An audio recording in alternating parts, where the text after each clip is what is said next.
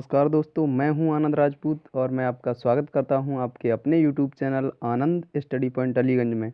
दोस्तों, तो हम आपके लिए जीके और जीएस के मिक्स क्वेश्चन लेकर के आए हैं जिनके बारे में हम डिटेल में बात करेंगे। तो चलिए दोस्तों, बिना टाइम वेस्ट किए चलते हैं हम अपने पहले प्रश्न पर। तो हमारा पहला प्रश्न है, आइए देखते हैं। हमारा पहला प्रश्न है कि जब जहाज या नाव नदी से समुद्र में प्रवेश करता है तो उसका अगला हिस्सा ऊपर उठ जाता है, क्यों? तो दोस्तों, आपके ऑप्शन दिए गए हैं। पृष्ठ तनाव के कारण, तनाव के कारण, घनत्व के कारण, उपयुक्त सभी। तो दोस्तों, ये क्या होगा? ये जो आपका होता है वो घनत्व के कारण होता है, यानी कि समुद्र का पानी जो होता है वो खारा होता है और नदियों का पानी इतना खारा नहीं होता है। तो समुद्र का पानी खारा होने के कारण इस समुद्र के पानी का घनत्व जो है कम होता है, नदियों के पानी का घनत्व अधिक होता है। इसलिए जब जहाज या नदी समुद्र में प्रवेश करते हैं तो उनका अगला हिस्सा ऊपर की ओर उठ जाता है। चलिए दोस्तों, चलते हैं अगले प्रश्न पर। तो हमारा अगला प्रश्न है हमारा, हिम नदी से बर्फ पिघलना आरंभ होती है, यानी कि जो बर्फ होती है ना हिम नदी वाली, वो कहाँ से प्रारंभ होती है? उच्च सतह से, निचली सतह से, पूरी सतह से एक साथ, या मध्य सतह से? तो दोस्तों, आपके ऑप्शन आपके सामने दिए गए हैं, तो कमेंट में बताइए कौन सा आंसर सही होगा। और हाँ दोस्तों, ये 10 क्वेश्चंस हैं इसमें, तो आप प्लीज़ करके अपने देखते जाएं आपके कितने सही हैं, और कमेंट में हमें ज़रूर बताएं कि आपके कितने सही गए हैं और कितने गलत। तो दोस्तों, मैं इसका आपको बता देता हूँ। तो बर्फ़ जो होती है वो हमेशा निचली सतह से पिघलना आरंभ होती है। कहाँ से? निचली सतह से। ठीक है दोस्तों, मैं आपको समझा देता हूँ। आपका टिक कर चुका हूँ मैं। निचली सतह से क्यों? क्योंकि निचली सतह पर जो होता है वो दाब अधिक होता है, इसलिए बर्फ़ जो है हमेशा निचली सतह से पिघलना प्रारंभ होती है। ठीक है दोस्तों, चलते हैं अगले प्रश्न पर। तो हमारा अगला प्रश्न है, किस कारण ग्रह सूर्य के चारों ओर घूमते हैं? यानी किसके कारण जो है जो ग्रह होते हैं वो सूर्य के चारों ओर घूमते हैं? तो दोस्तों, आपके ऑप्शन दिए हैं। चुंबकीय बल के कारण, स्थिर वैद्युत बल के कारण, गुरुत्वाकर्षण बल के कारण, उपयुक्त सभी। तो दोस्तों, मैं आपको बता देता हूँ, ये आपका होता है गुरुत्वाकर्षण बल के कारण। गुरुत्वाकर्षण बल क्या होता है? यानी कि पृथ्वी में एक गुरुत्व बल होता है जो कि ऊपर से ऊपर फेंकी गई सारी वस्तुओं को अपनी ओर खींचता है, अपनी ओर आकर्षित करता है। चलिए दोस्तों, चलते हैं अगले प्रश्न पर। अगला प्रश्न है हमारा, अगला प्रश्न है, बैरोमीटर का पारा अचानक नीचे गिरने पर क्या होता है? तो दोस्तों, यदि बैरोमीटर का पारा अचानक नीचे गिर जाए तो क्या होता है? आंधी तूफान आएगा, बारिश होगी, मौसम साफ रहेगा, या फिर इनमें से कोई नहीं? तो दोस्तों, अचानक यदि पारा गिरता है तो इसका मतलब क्या है कि वायुदाब अचानक कम हुआ है, और यदि वायुदाब अचानक कम हुआ है तो इसका मतलब आंधी या तूफान आएगा। दोस्तों, मैं बता दूं, बारिश कब होती है और मौसम साफ कब रहता है? यदि यदि जो है बैरोमीटर का पारा धीरे धीरे ऊपर बढ़ता है तो आपका मौसम साफ रहेगा। यदि धीरे धीरे ऊपर बढ़ता है तो मौसम साफ रहेगा, और यदि अचानक से ऊपर हो जाए तो आपकी बारिश होगी। ठीक है, अचानक से ऊपर बढ़ जाए तो बारिश, धीरे धीरे बढ़े तो मौसम साफ, और यदि अचानक नीचे गिर जाए पारा बैरोमीटर का तो आंधी और तूफान। तो ऑप्शन कौन सा सही होगा? आंधी और तूफान, यानी आंधी तूफान आएगा। ठीक है, चलते हैं अगले प्रश्न पर। तो हमारा अगला प्रश्न है, वायुमंडल में ऊपर बढ़ने पर हवा का दबाव होता है। तो वायुमंडल में जब हम ऊपर बढ़ते हैं तो हवा का जो दबाव होता है वो कम होता है, अधिक होता है, अपरिवर्तित रहता है, या इनमें से कोई नहीं? तो दोस्तों, आपके 4 ऑप्शन हैं, मैं आपको बता देता हूँ। तो वायुमंडल में जब हम ऊपर बढ़ते हैं तो हवा का दाब जो है कम होता है। कैसा होता है? कम होता है, क्योंकि वायु के जो कण होते हैं वो अलग अलग हो जाते हैं, दूर दूर विरल हो जाते हैं, तो वहाँ पर वायुदाब कम होता है। सबसे ज़्यादा वायुदाब पृथ्वी की सतह पर होता है। कहाँ होता है? पृथ्वी की सतह पर वायुदाब सबसे अधिक होता है। चलिए दोस्तों, आशा करता हूँ ये क्वेश्चन आपको समझ में आ गया होगा, और यदि आपको ये क्वेश्चन सही समझ में आ रहे हैं तो प्लीज़ वीडियो को लाइक कर दें, और जिन लोगों ने अभी चैनल को सब्सक्राइब अभी तक किया नहीं है वो चैनल को सब्सक्राइब कर लें, बेल आइकन को ऑन कर लें। चलिए दोस्तों, चलते हैं अगले प्रश्न पर। और अगला प्रश्न है हमारा,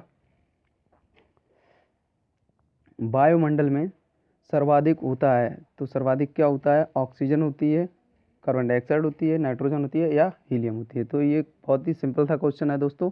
तो इसका क्या होगा, नाइट्रोजन सबसे अधिक होती है। ठीक है दोस्तों, ऑक्सीजन नाइट्रोजन की परसेंटेज में बता देता हूँ। नाइट्रोजन जो होती है आपकी वो लगभग 78.08% के बराबर होती है, और ये जो होती है ये आपकी लगभग होती है 20.98, और बाद बाकी जो शेष है वो अन्य गैसें होती हैं। ठीक है दोस्तों, चलते हैं अगले प्रश्न पर। अगला प्रश्न क्या है, एक मिनट। अगला प्रश्न है, इनमें से ठोस नहीं है। तो इनमें से ठोस कौन सा नहीं है, देखिए दोस्तों, सोडियम, पोटेशियम, कैल्शियम और पारा। तो दोस्तों ये सभी की सभी धातुएं हैं, और इन धातुओं में ठोस कौन सी नहीं है, तो वो है आपका पारा। यानी कि ये पारा जो होता है वो ठोस नहीं होता है, ये आपका द्रव अवस्था में पाया जाता है। ये अपवाद है, क्योंकि पारा धातु है, लेकिन जबकि ये कहा गया है कि सभी धातुएं जो होती हैं वो ठोस होती हैं, लेकिन ये पारा जो होता है धातु होने के बावजूद भी ठोस नहीं होता, ये द्रव अवस्था में पाया जाता है। चलिए दोस्तों, और सोडियम, पोटेशियम, कैल्शियम ये सभी धातुएं हैं, और ये ठोस अवस्था में पाई जाती हैं। चलिए दोस्तों, चलते हैं अगले प्रश्न पर। और हमारा अगला प्रश्न है, समुद्र की गहराई किस में मापी जाती है।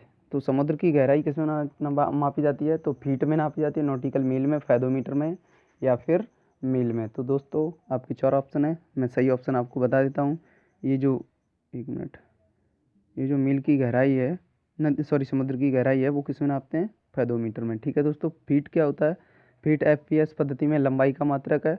नॉटिकल मील क्या होता है, ये समुद्र की दूरी नापने वाला यंत्र है। नॉटिकल मील में हम समुद्र की दूरी को मापते हैं। ठीक है दोस्तों, समुद्र की दूरी को किस में मापते हैं, तो ये मापते हैं हम, एक मिनट, ये किस में मापते हैं, समुद्र की गहराई। नॉटिकल मील में क्या करते हैं, समुद्र की दूरी, गहराई तो मापते हैं फैदोमीटर में, और समुद्र की दूरी लिख नहीं पाएगा सही से, तो मैं इसको रफ कर दूंगा। ठीक है, और मील क्या होता है, मील ये भी दूरी का मात्रक है। एक मील में 1.6, लगभग 1.6 किलोमीटर होते हैं। ठीक है दोस्तों, चलते हैं अगले प्रश्न पर। हमारा अगला प्रश्न है, दूध की शुद्धता किस में मापी जाती है। तो दोस्तों दूध की शुद्धता किस में मापी जाती है, आपके ऑप्शन दिए गए हैं, थर्मामीटर में, लैक्टोमीटर में, हाइग्रोमीटर में, इनमें से कोई नहीं। तो मैं आपको बता देता हूँ, आपको पता होगा, और नहीं पता है तो मैं आपको बता रहा हूँ। ये जो होता है, दूध की शुद्धता को हम लैक्टोमीटर में मापते हैं। ठीक है दोस्तों, किस में मापते हैं, लैक्टोमीटर में। अब मैं आपको बता देता हूँ, ये जो थर्मामीटर होता है, थर्मामीटर में हम ताप को मापते हैं, और हाइग्रोमीटर जो होता है उसमें हम वायुमंडल की आर्द्रता को मापते हैं। किसको, मैं लिख दूँ यहाँ पे, इसमें तो मापते हैं हम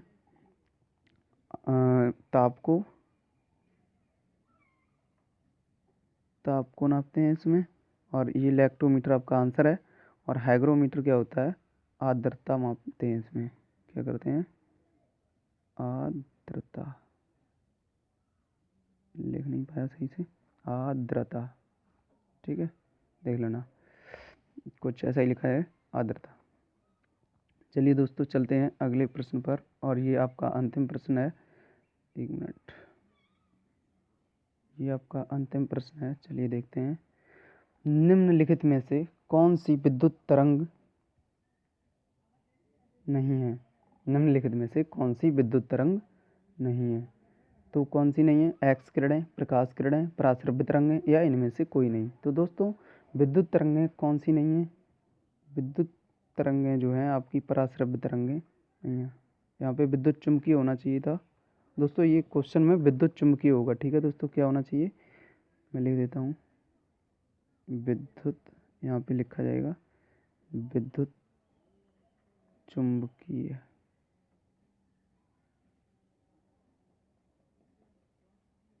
चुम्बकीय तरंगें। ठीक है, तरंगें नहीं है। तो एक्स किरणें, प्रकाश किरणें, पराश्रव्य तरंगें, तो आपका आंसर होगा पराश्रव्य तरंगें। पराश्रव्य तरंगें जो होती हैं, विद्युत चुम्बकीय तरंगें नहीं होती हैं। ठीक है दोस्तों, और ये आपकी ये होती हैं विद्युत चुम्बकीय, यानी एक्स किरणें, प्रकाश किरणें होती हैं, ये विद्युत चुम्बकीय तरंगें के रूप की होती हैं। चलिए दोस्तों, आशा करता हूँ ये वीडियो आपको पसंद आई होगी, और यदि आपको ये वीडियो पसंद आई है, यदि आपको ये वीडियो पसंद आई है तो प्लीज़ वीडियो को लाइक कर दें, और आपको ये वीडियो कैसी लगी प्लीज़ कमेंट में जाकर के बताएं। कोई सजेशन हो तो आप सजेशन दे सकते हैं। और जिन लोगों ने अभी तक हमारे चैनल को सब्सक्राइब नहीं किया है तो प्लीज़ चैनल को सब्सक्राइब कर लें, बेल आइकन को ऑन कर दें। थैंक्स डियर, मिलते हैं अगले वीडियो में, तब तक के लिए bye. Thank you so much.